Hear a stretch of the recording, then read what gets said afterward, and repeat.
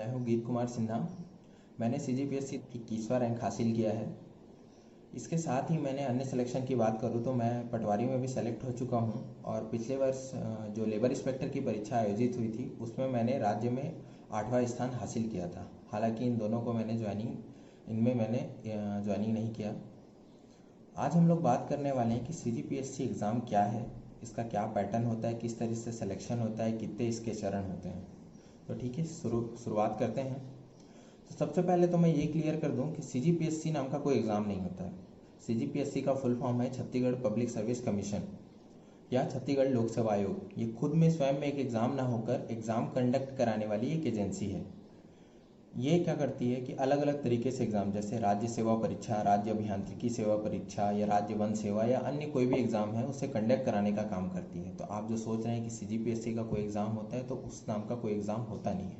आज हम लोग बात करने वाले हैं राज्य सेवा परीक्षा के बारे में, जिस एग्ज़ाम में मैंने देकर पिछले वर्ष ही मैंने जो 21वां रैंक हासिल किया, उस एग्ज़ाम के बारे में हम आज बात करने वाले हैं। ठीक, तो इस एग्ज़ाम के 3 चरण होते हैं। पहला होता है प्री, दूसरा होता है मेंस और तीसरा होता है इंटरव्यू। प्री जो होता है वो क्वालिफाइंग नेचर का होता है। उसमें क्वालिफाई करके आप मेंस लिखते हैं, मेंस के बाद आपका इंटरव्यू होता है। प्री का क्वालिफाइंग होने का मतलब ये है कि आपका जो फाइनल मेरिट बनता है, जो सिलेक्शन लिस्ट जारी होता है, वो मेंस और इंटरव्यू के मार्क्स के बेसिस पे बनता है। तो प्री भी ज़रूरी है क्योंकि बिना प्री पास करे आप मेंस दे नहीं सकते। उसके बाद आप जो इंटरव्यू देते हैं, तो पहला चरण हो जाता है प्री, इसलिए सबसे इम्पॉर्टेंट हो जाता है।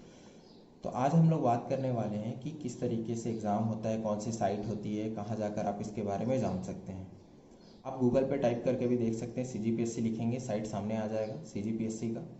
तो सबसे पहले तो शुरुआत होता है एग्ज़ाम का कि सबसे पहले नोटिफिकेशन जारी होता है कि पोस्ट आ गया है। उसके बाद आपको फॉर्म भरने का डेट दिया जाता है, उसके बीच आप फॉर्म भरते हैं। उसके बाद प्री का डेट होता है कि इस दिन प्री का एग्ज़ाम होना है।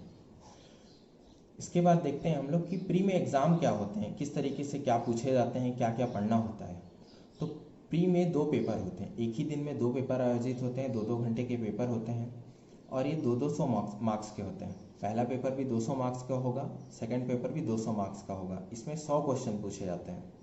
तो हम पहले पेपर की पहले बात कर लेते हैं। तो पहला पेपर होता है GS का। तो GS में 2 पोर्शन में हम इसे बांट कर देखते हैं। तो GS में होता है, पहला पोर्शन होता है, अगर हम पहला पोर्शन को इंडिया लेकर चलते हैं, दूसरा पोर्शन होता है छत्तीसगढ़।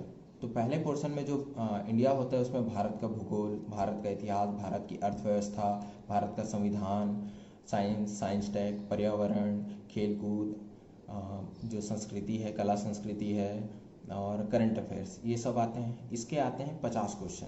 एक क्वेश्चन होता है 2 नंबर का, ठीक है। और सेकंड पोर्शन होगा छत्तीसगढ़ का। तो छत्तीसगढ़ में भी सेम, छत्तीसगढ़ का इतिहास, छत्तीसगढ़ का भूगोल, छत्तीसगढ़ की अर्थव्यवस्था, छत्तीसगढ़ की कला संस्कृति, जनजाति, पंचायती राज इत्यादि, ये सब।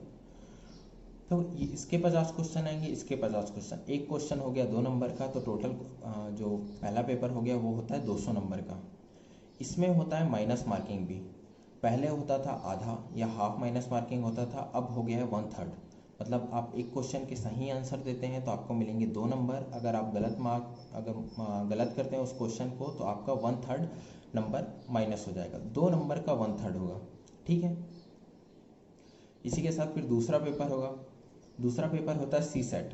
ये होता है क्वालिफाइंग नेचर का, यानी कि इस पेपर को आपको सिर्फ क्वालिफाई करना है। क्वालिफाई कैसे? अगर आप ST SC OBC हैं तो जितने 200 नंबर का पेपर हो रहा है, अगर आप 23% ले आते हैं तो आप क्वालिफाई कर गए। अगर आप जनरल हैं तो 33% उस नंबर का ले आते हैं, उतना आप सॉल्व करते हैं तो आप क्वालिफाई हो गए।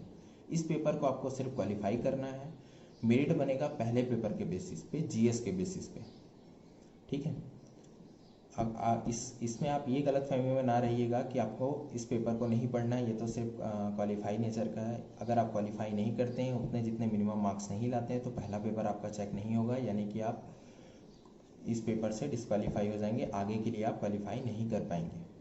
ओके, तो सेकंड पेपर की बात करते हैं CSET की। तो CSET में होता है पहला जो इसको अगर मैं फिर से 2 पोर्शन में बांट दूँ तो पहला पोर्शन हो जाएगा आपका मैथ्स, FT, रीजनिंग, ये सब चीज़ें। दूसरा पोर्शन होगा भाषा बोध का। भाषा बोध में छत्तीसगढ़ी और हिंदी के जो क्वेश्चंस होते हैं, उन क्वेश्चंस को पूछा जाता है। तो जनरली ये होता है कि 20 से 25 क्वेश्चन भाषा के आते हैं और 75 से क्वेश्चन लगभग मैथ्स एप्टी रीजनिंग के आते हैं। तो इस तरीके से प्री एग्ज़ाम होता है, इसमें जो क्वालिफाई करते हैं वो आगे जाके मेंस में बैठते हैं। अब बात आती है कि कितने लोग मेंस में बैठेंगे।